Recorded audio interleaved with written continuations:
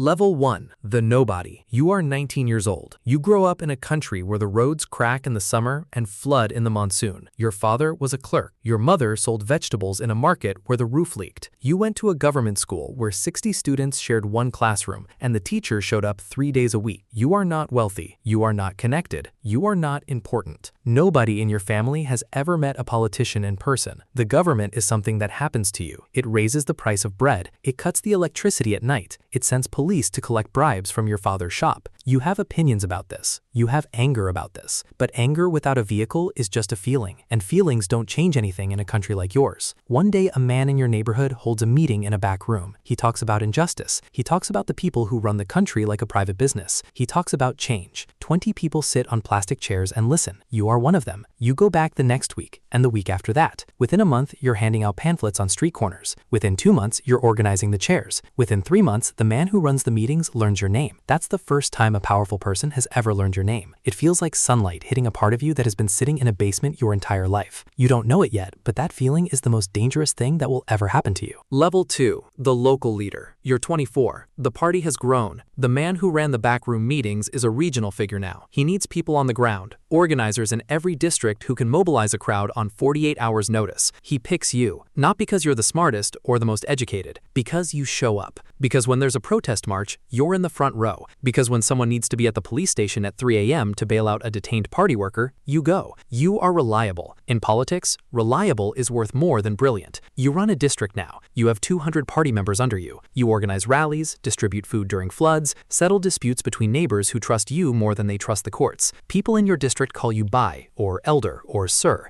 Shopkeepers offer you tea when you walk past. When there's a problem, they come to you before they go to the police. You are 24 years old, and you have something you've never had before. Authority. Not the kind that comes from a title, the kind that comes from people choosing to listen when you speak. You haven't hurt anyone. You haven't broken any law. You genuinely believe you are helping. That belief is real. Hold on to it. It's the last clean thing you'll feel for a very long time. Level 3. The Party Man. You're 30. The party won a regional election. You helped deliver your district by a margin that made the seniors notice. You're offered a position, not elected, appointed, deputy something. The title doesn't matter. What matters is you now sit in rooms where decisions are made. Budgets, contracts, land permits, police appointments. You learn very quickly that policy is not what you thought it was. Policy is allocation. Who gets the road contract, whose cousin gets the government job, which village gets the water pump, and which one waits another decade. And allocation is never neutral. It runs on loyalty. The people who supported the party get resources. The people who didn't get nothing. You didn't design this system. It was here before you arrived, but you operate inside it now. And operating inside it means making choices that aren't in the pamphlets you used to hand out on street corners. A contractor offers you an envelope. You know what's inside. You've seen other officials take envelopes.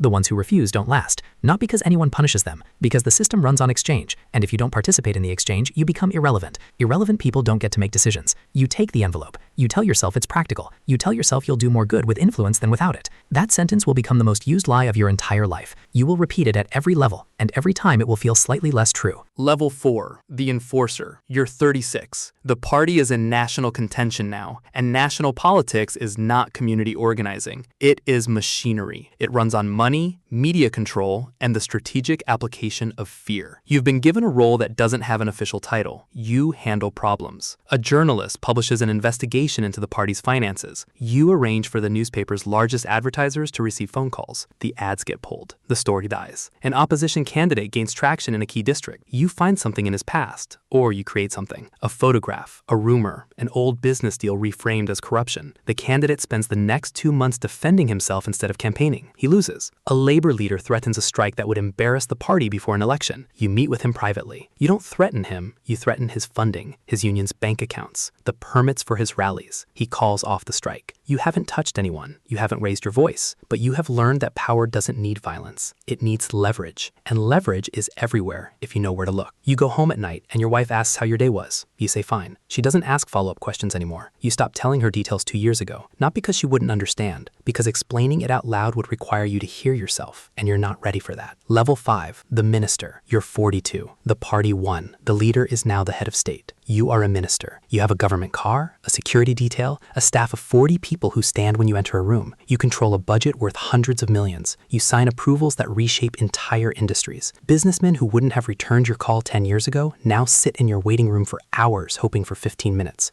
You attend state dinners, foreign diplomats shake your hand, your photograph appears in newspapers next to the leaders. Your mother, still alive, keeps every clipping in a drawer. She tells her neighbors her son is a minister. She doesn't know what you did to become one. She wouldn't recognize the person who did those things. Here is what nobody tells you about this level. The higher you climb, the fewer people you trust. Your old friends from the district feel distant now. They want favors. They want appointments for their relatives. They want contracts. Every conversation has a request underneath it. Your new peers, the other ministers, are not friends. They are competitors. Every cabinet meeting is a performance. Every dinner is intelligence gathering. You are surrounded by people at all times, and you are profoundly alone. The leader watches everyone. You know this because you helped build the surveillance apparatus. Now you're inside it. Level 6. The successor. You're 50. The leader is aging. The question of succession is the only question anyone in the inner circle thinks about, but no one is allowed to say out loud. You have been positioned carefully. Allies in the military, allies in the intelligence services, a public profile that is visible enough to be known, but modest enough not to threaten the leader. Other ministers are positioning too. You watch them the way you used to watch opposition candidates. You look for weaknesses. You look for alliances forming against you. You look for signs that the leader favors someone else. Every meeting with the leader is a reading exercise. His tone, his eye contact, whether he asks your opinion or skips past you. A single skipped question can mean the difference between succession and exile. The leader calls you in privately one evening. He doesn't say you're his successor. He says he trusts you. In this system, that's the same thing. You feel relief and terror in equal measure. Relief because the path is clearing. Terror because you know what the path requires. You've watched the leader for 20 years. You've seen what holding absolute power does to a person. The isolation, the paranoia, the slow replacement of every human relationship with a transactional one. You are about to inherit all of it. You tell yourself you'll be different. Remember that sentence from level 3. It hasn't gotten any truer. Level 7. The Dictator. You're 56. The leader is gone. Heart attack. Natural causes, officially. You are the head of state. The transition was swift because you planned it for a decade. The military stands behind you. The intelligence services report to you. The media has been told the narrative. You stand on a balcony and a crowd cheers. Some of them are cheering because they hope you'll be better. Some because they were told to. You can't tell which is which anymore. And you realize that's a problem that will never go away. The first year, you reform. You ease restrictions. You release political prisoners. Not all of them. Enough for the headlines. Foreign governments send congratulations. Investment flows in. People believe you're different. You believe it too, for a while. Then an opposition group forms. They criticize your economic policy. Their criticism is reasonable. That's what makes it dangerous. You let it continue for a month, then 2 months. Then a protest draws 50,000 people, and you see the aerial footage on your desk and something shifts inside you. You don't see citizens exercising their rights. You see a threat to stability. You see the beginning of the thing that toppled governments in countries just like yours. You order the protest contained. Contained is the word you use. What happens on the ground is tear gas, arrests, a media blackout, 3 people dead. You're told it was necessary. You sign the report. You move to the next briefing. That night, you eat dinner alone at a long table in a residence with 40 rooms. The food is excellent. The silence is total. You are the most powerful person in the country, and there is no one alive you can be honest with. Not your wife, not your children, not your ministers. Honesty is a vulnerability, and vulnerability at this level is an invitation. You understand now why every dictator before you became what they became, not because they were born cruel, because the chair demands it. The system you built to protect yourself becomes the system that requires you to keep building. More surveillance, more control, more distance between you and the people you once claimed to represent. You are 56 years old. You came from a back room with plastic chairs and pamphlets about justice. You now eat alone in a palace and sign orders that decide whether people live freely or don't. Somewhere in your country, in a neighborhood where the roads still crack in summer, a 19-year-old sits in a back room on a plastic chair. A man at the front of the room is talking about injustice. The kid is leaning forward. He has anger. He has opinions. He has nowhere to put them. Someone learns his name. It feels like sunlight. He has no idea what it will cost him or what it will turn him into. He'll find out. They always do.